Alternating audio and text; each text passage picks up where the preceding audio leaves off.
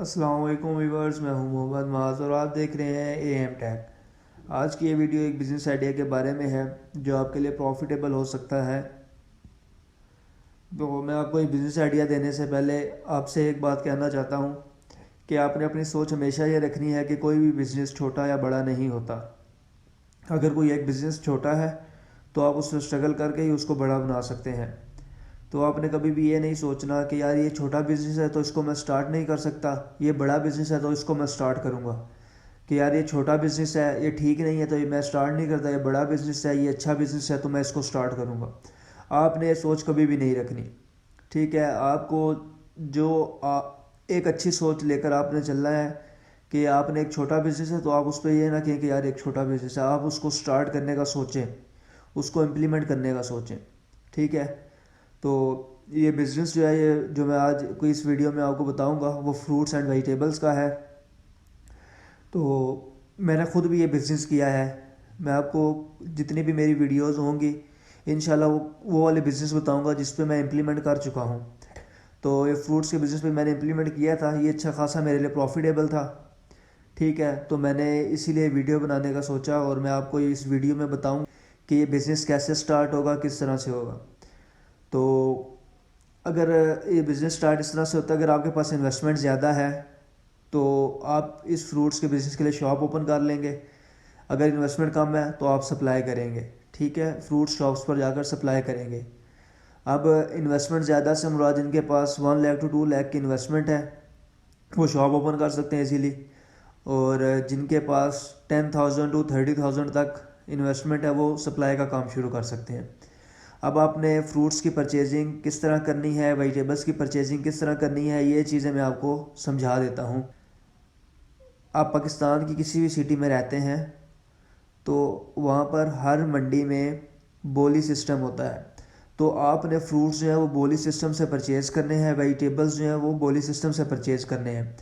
बोली सिस्टम की टाइमिंग बताता चलो, मोस्टली मंडीज़ में यही होता है कि जो वेजिटेबल्स हैं उनकी जो टाइमिंग होती है, बोली बोली लगने की टाइमिंग होती है वो नाइट शिफ्ट में होती है। ठीक है, 12 बजे के बाद रात को।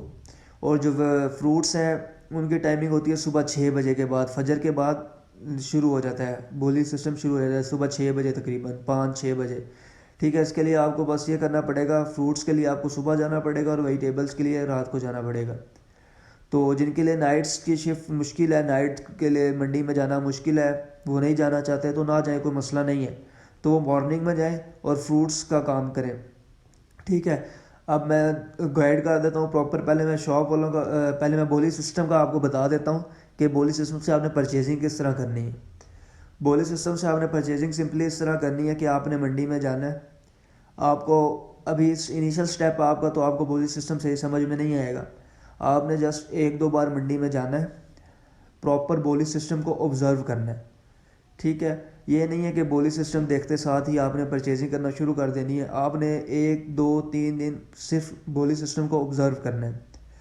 ऑब्ज़र्व करने के बाद आपको समझ आ जाएगी कि ये इस बोली सिस्टम में हो क्या रहा है, किस तरह परचेजिंग करनी है, आपको समझ आ जाएगी। फिर आप अपना काम इजीली स्टार्ट कर सकते हैं।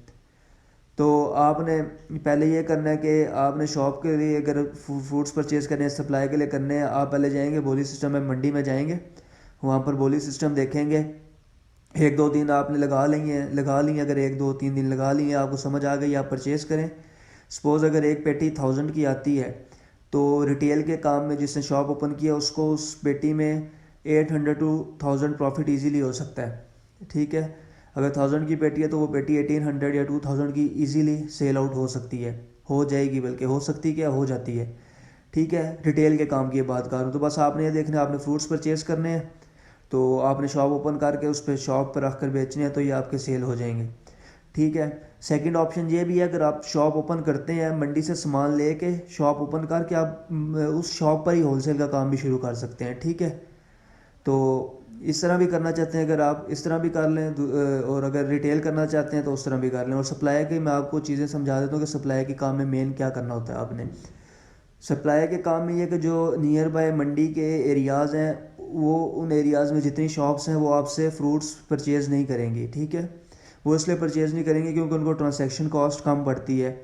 ट्रांसैक्शन कॉस्ट इस तरह कम पड़ती है क्योंकि उनके पास मंडी जो है वो उनको करीब पड़ती है, ज़्यादा दूर नहीं है।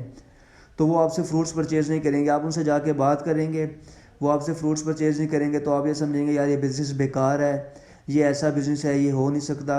आप पहले ही आपकी जो है वो हिम्मत हार जाएंगे। आपको मैं समझा देता हूँ कि आपने फ्रूट्स कैसे सप्लाई किस जगह पे करने हैं, किन एरियाज़ में करने हैं।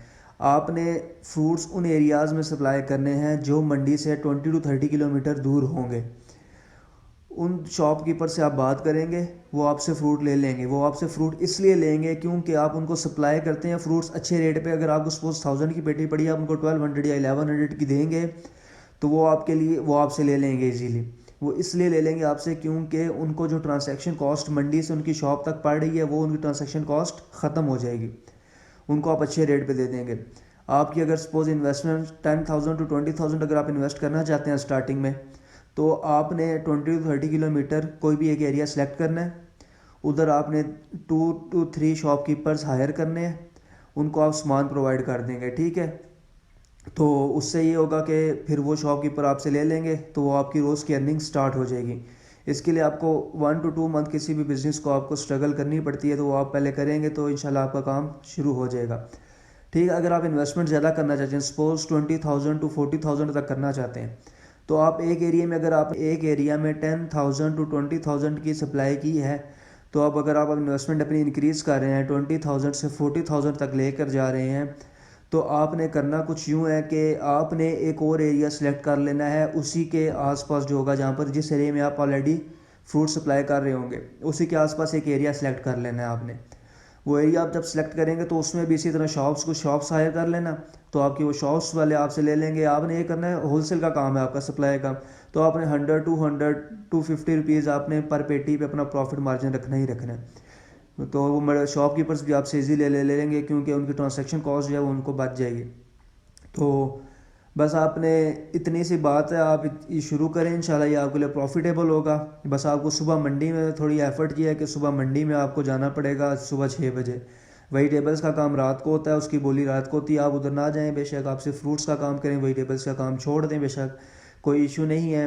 आप इजीली अर्निंग कर सकते हैं अगर आप सुबह 6 बजे फजर पढ़ कर आराम से 5:30 6 बजे तक अगर आप मंडी में चले जाते हैं तो, ठीक है। आप वहाँ से इजीली फ्रूट्स परचेज़ करें बोली सिस्टम से। जिन्होंने शॉप्स ओपन करनी है वो शॉप्स पर रखें, जिन्होंने वो सप्लाई का काम करना है वो सप्लाई करें। सप्लाई वाले मेरे भाई हैं उनको मैं बता दूं कि जिस तरह मैंने आपको कहा है इस तरह आप इजीली अर्न कर सकेंगे, ठीक है। अगर आप वो शॉप्स नियर बाय शॉप्स को देखेंगे तो वो आपसे कभी भी फ्रूट्स नहीं लेंगे। तो बस आपने अपनी सोच यही रखनी है कि कोई भी बिज़नेस छोटा या बड़ा नहीं होता, ठीक है। अपना ख्याल रखें, लाइक शेयर और सब्सक्राइब लाजमी कर देना, और आप कमेंट में लाजमी बताइएगा कि मेरा बिज़नेस आइडिया आपको कैसा लगा, और जिन्होंने ये बिज़नेस स्टार्ट किया है उनकी अर्निंग इससे हुई है या नहीं हुई है मुझे कमेंट में लाजमी बताइएगा। अपना ख्याल रखें, टेक केयर, अल्लाह हाफिज़।